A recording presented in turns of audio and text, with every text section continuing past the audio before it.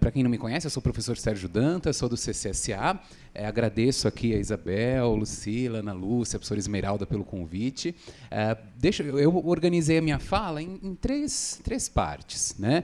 Então, diferentemente das colegas que são estudiosas do assunto educação à distância, né, que tem todo aí um percurso acadêmico nisso, eu vim aqui falar mais como um colega de vocês, que, né, tem uma formação tradicional de professor, né, que atua com a educação presencial e que tem experimentado aí com alguns exemplos, né, com algumas situações, a vivência de ser um professor da educação à distância. Tá? Então, eu vou falar primeiro um pouco sobre a minha experiência, né, como tem sido, que experiência é essa, né, aprendizados que vieram dessa experiência e, por fim, que aí acho que foi o maior desafio aí, né, proposto a mim, como que a minha atuação enquanto docente nas aulas presenciais mudou, se transformou, contemplou, apropriou elementos, né, que foram aí ressignificados e trazidos a partir da experiência em EAD, tá bom? Bom, então a primeira experiência que eu tive já há alguns anos, no CCSA a gente trabalha as monografias da pós-graduação, né, alguns professores estão até presentes aqui, com a disciplina de orientação dessas monografias, né, de ensino da metodologia, de como fazer, tal, ela é feita à distância, né? Então, essa já foi uma primeira experiência que nós tivemos. Então, são alunos dos cursos presenciais, mas que fazem esse módulo final num modelo semipresencial. E isso já nos trouxe muitos aprendizados, né? Então, primeiro, que, olha que curioso, eram alunos que, boa parte das vezes, até nos conheciam ou, né, sabiam quem éramos nós, né? Então, sabia que somos professores do Mackenzie, colegas daqueles outros professores com quem eles tiveram aula durante 3 semestres aqui no curso. Mas, assim, a gente percebeu que o fato de eles não tangibilizarem quem éramos nós, né, não verem o nosso rosto, se eu era alto, baixo, gordo, magro, branco, negro, né, dava uma insegurança muito grande, né? Então, um dos aprendizados que a gente teve foi de todo professor sempre colocar uma foto no Moodle, né? A gente também instituiu algumas reuniões presenciais no começo para se apresentar, né? Para mostrar quem éramos, o que estávamos esperando deles e principalmente essa questão mesmo de segurança, né? Com quem que eu estou falando. Dado então essa experiência e várias outras coisas aí que essa primeira experiência nos trouxe, a gente, então, já era, né, uma intenção lá do centro do CCSA, né, do Centro de Ciências Sociais Aplicadas, começar a desenvolver cursos de tecnologia, cursos tecnólogos, e então, aproveitando o interesse da universidade em se credenciar junto ao MEC para ser, né, uma universidade que trabalha também na modalidade à distância, a gente então desenvolveu o projeto pedagógico, né, uma equipe de vários professores lá, da qual eu fiz parte, alguns colegas aqui presentes também. A gente desenvolveu então o projeto desse curso superior de tecnologia em marketing, né? Então, é um curso de 2 anos e que, a princípio, ele vai ser lecionado totalmente na modalidade à distância. Tá? Então, como esse curso faz parte do processo de credenciamento da universidade, que a professora Esmeralda, né, está batalhando fortemente para a gente, ainda esse semestre, conseguir, então a gente precisou, antecipadamente, já boa parte dos materiais, sejam materiais físicos, escritos, o guia de conteúdos, por exemplo, que é como se fosse um livro, uma apostila com o material das disciplinas ali daquele semestre, né, daquele módulo. Como também uma parcela aí das teleaulas, das videoaulas, a gente precisou já deixar isso pronto, porque isso faz parte, inclusive, do material que o MEC vai avaliar para conceder ou não a autorização, né, o credenciamento para a gente trabalhar como, né, uma universidade, né, autorizada a trabalhar na educação à distância. Então, então, esse primeiro grupo de professores, a gente começou esse trabalho, acho que no meio do ano passado, mais ou menos, né? Coisa de 8 meses, um ano atrás.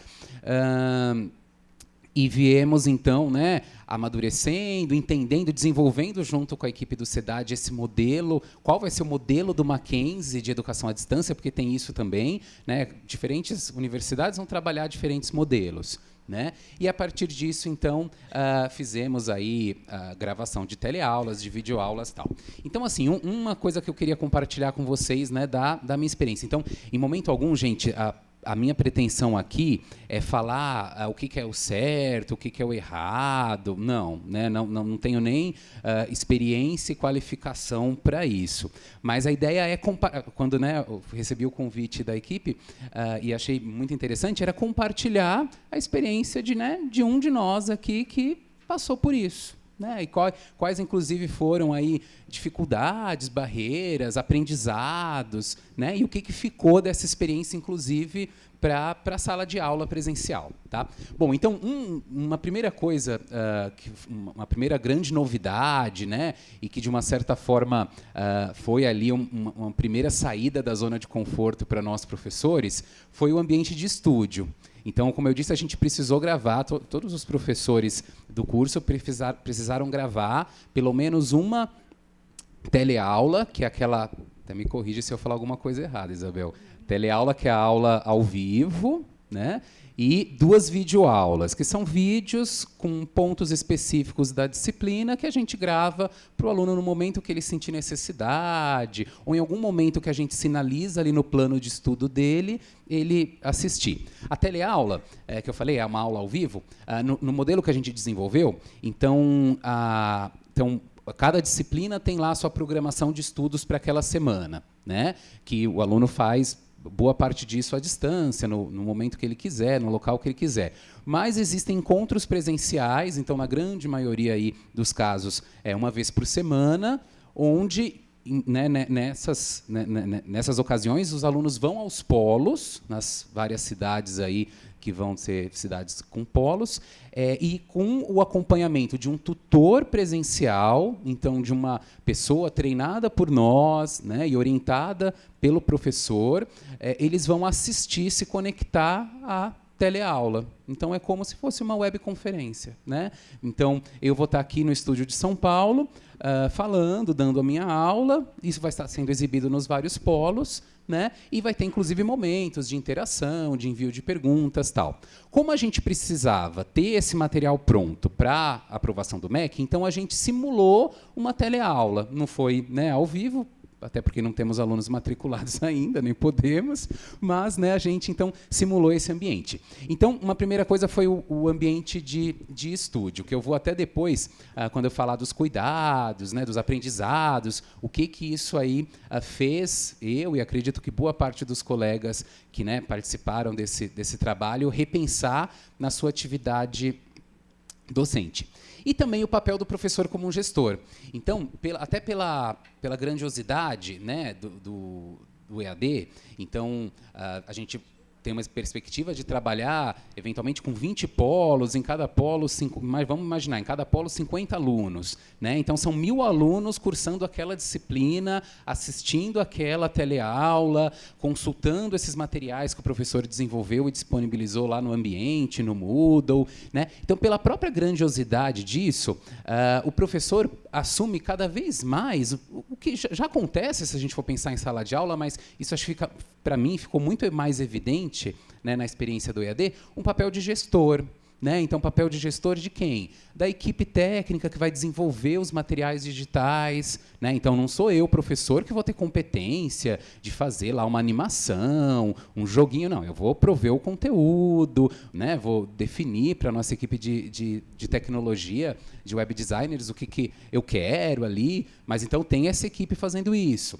Vai ter, como eu disse, o tutor presencial, que é a pessoa então, que vai estar em cada polo e que ele tem que ser munido de informações sobre como, né, facilitar aquela teleaula. A gente tem os tutores à distância, que são pessoas que vão ficar aqui na sede e que vão ser aí suportes do professor, dada essa grande quantidade de alunos, né? Então, esse papel da gestão. Então, quando a Isabel falou daquelas 3 palavras, né, que foi o centro da sua discussão, né, linguagem, colaboração e gestão, e que encaixa bem com o que a professora Lucília falou sobre esse lado da questão dialógica, né, eu acho que isso sintetiza muito bem. A gente precisou aprender a usar a linguagem adequada com esse aluno, né? Dado que ele não estava aqui na minha frente, mas ele está me vendo, e aquilo talvez seja, né, e acho que isso é muito da nossa cultura, o que mais tangibiliza a transmissão de conhecimento para ele. Né? Então, tivemos que aprender a adaptar a nossa linguagem para isso. Então, e aí, na minha experiência e na dos colegas com quem eu compartilhei, foi muito encontrar um ponto de equilíbrio entre não ser excessivamente acadêmico e formal nas nossas palavras, né? No nosso discurso, porque senão a gente limitava o acesso, né? A gente dificultava o ser entendido, mas também não ser extremamente coloquial, porque a gente tiraria a legitimidade da nossa fala. Né? Então, a questão da linguagem, da colaboração, porque quando a gente pensa, né, numa estrutura grande como essa, onde tem outros agentes, então os tutores, sejam os presenciais, sejam os à distância, então há necessidade, né, toda a equipe técnica aí envolvida junto, há necessidade dessa colaboração e também entre os alunos. Né, uma coisa que a gente procurou colocar muito nas atividades foi fazer, mesmo sendo à distância, encontrando-se só uma vez por semana, mas fazer aquele grupo de alunos se sentirem dentro de um grupo de alunos, porque isso faz parte da vivência universitária também. Né? Então, e se a gente for pensar hoje, os nossos alunos aqui da universidade, os alunos presenciais, eles fazem muito disso à distância. É o grupo do WhatsApp, é o grupo no Facebook, né? São as conversas que eles têm fora daqui à distância também. Então, legal, vamos trazer isso para dentro do nosso esquema de aula. Né? Então, fomentar. Então, em todas as atividades, a gente procurava colocar algum fórum de discussão, né? Alguma coisa de cocriação, algum trabalho colaborativo, né? Onde os alunos iriam interagir por meio da plataforma e talvez até no momento desses encontros presenciais terem aí uma retomada disso. Né? E a questão da gestão também, porque com toda essa estrutura o professor tem que assumir mesmo um papel de gestão. Tá?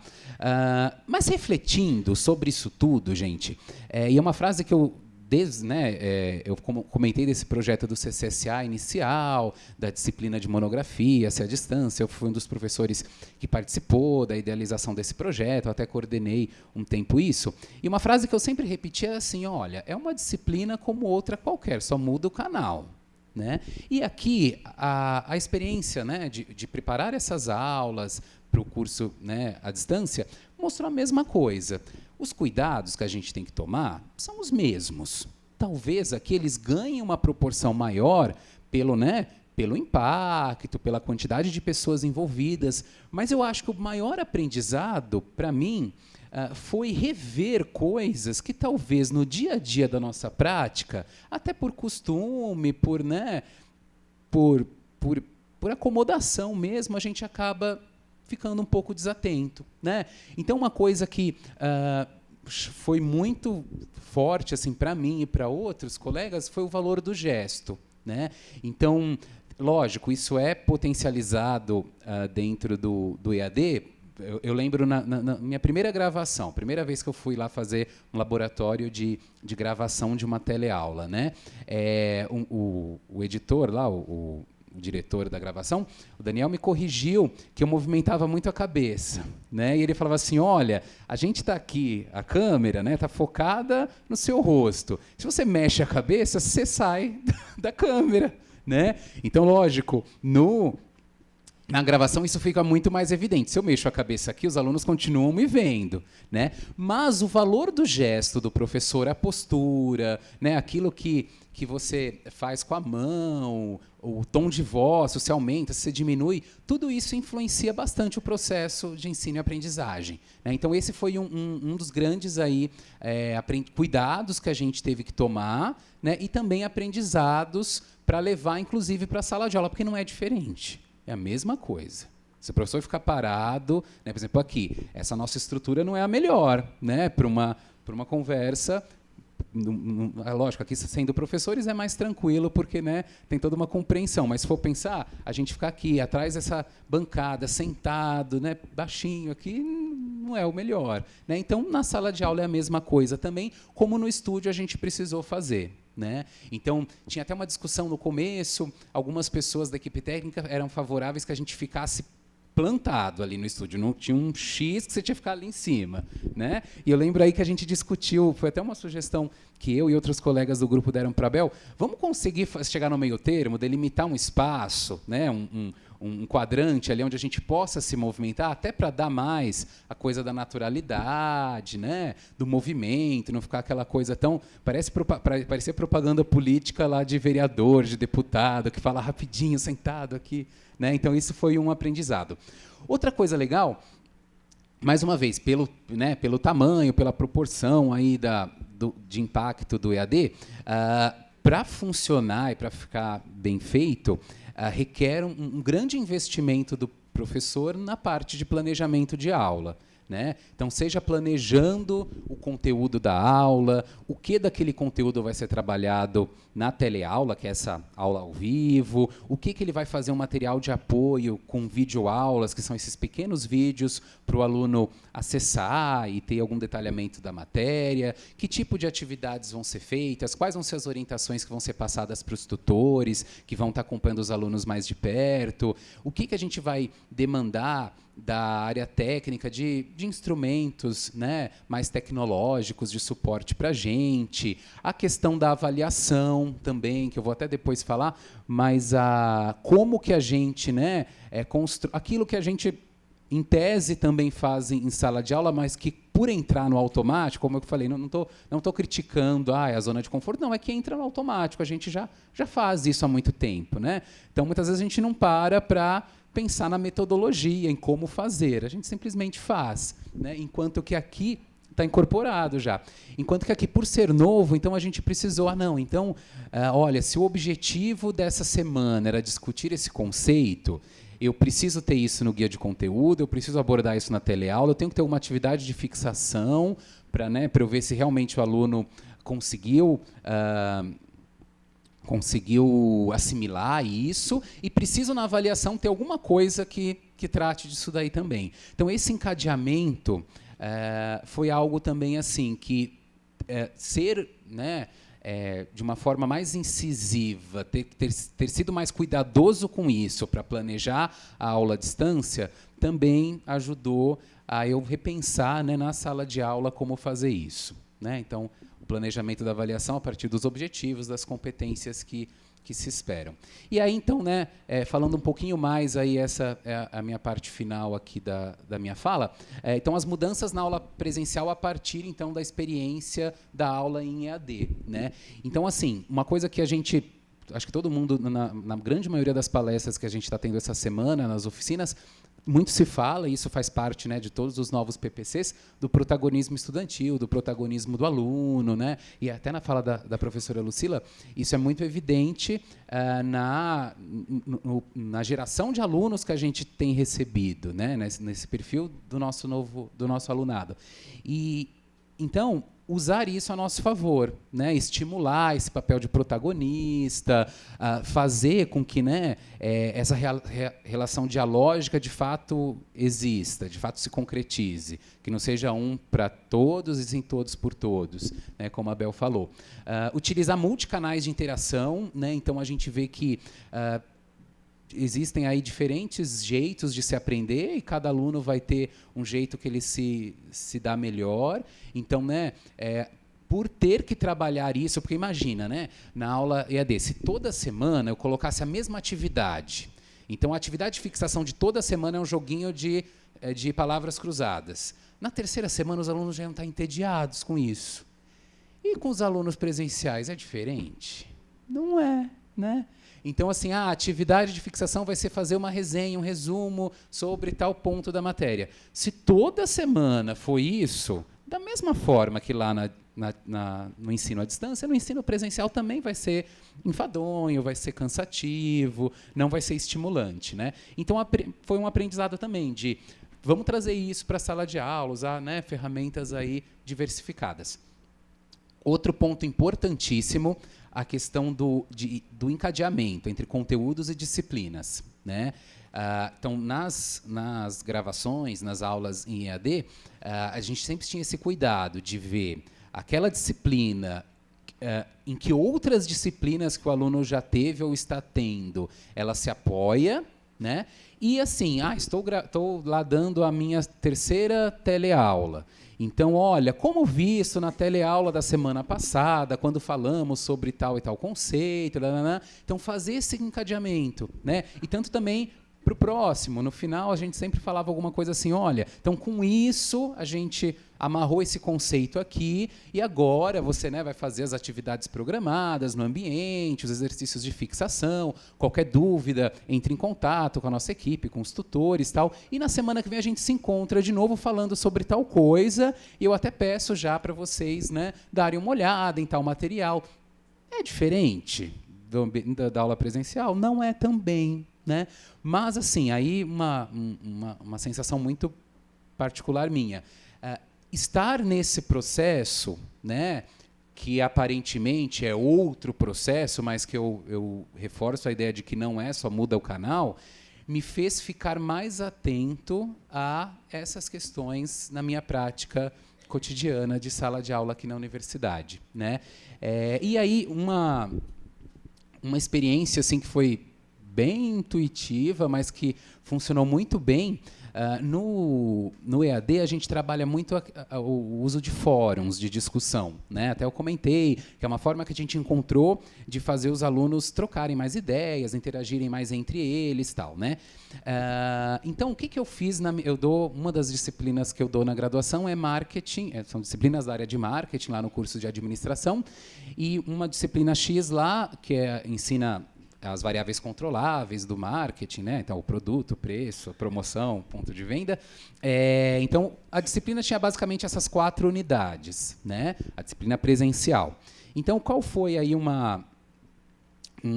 exercício que eu propus para a turma fazer, muito inspirado nessa experiência do EAD e que deu super certo. Então, ao final de cada unidade, eu pegava, né, os tópicos ali daquele conteúdo, né, os pontos daquele conteúdo, daquela unidade, e aí eu dividia a sala em grupos, né, e cada grupo tinha que fazer, geralmente 2 grupos, então, sei lá, então a primeira unidade tinha lá 4 grandes blocos de tema, né, então eu dividia a sala em 8 grupos, e aí 2 grupos iam tratar de cada um daqueles 4 blocos. E a ideia, o que era? Era eles construírem, coletivamente, um resumo, né, o que eles aprenderam sobre aquilo durante as aulas que a gente teve nas semanas anteriores, né? E aí para não cair no que eu acabei de falar da monotonia, eu fui revezando. Então, numa unidade, eu simplesmente dava os tópicos e pedia para eles escreverem sobre aquilo. Numa outra, eu propunha perguntas que as respostas daquelas perguntas davam conta do ponto principal ali da matéria. Numa outra, a gente construiu um quadro juntos, tal, né? Então, a ideia o que era? Era fazer eles interagirem entre eles, para na linguagem deles, usando a colaboração, né? E eles se gerirem nesse processo, eles construírem aquele resumo, né? Aquele apontamento bem feito.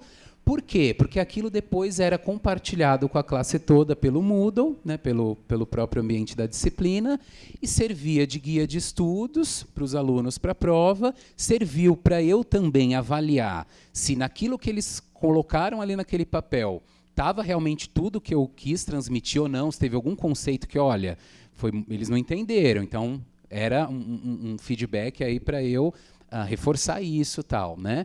E foi a partir disso que, inclusive, eu construí as provas, eles estudaram e o resultado foi muito positivo, né? Eles comentaram que foi muito bacana porque muitas vezes falando entre eles, na linguagem deles, eles se entendem muito mais, né?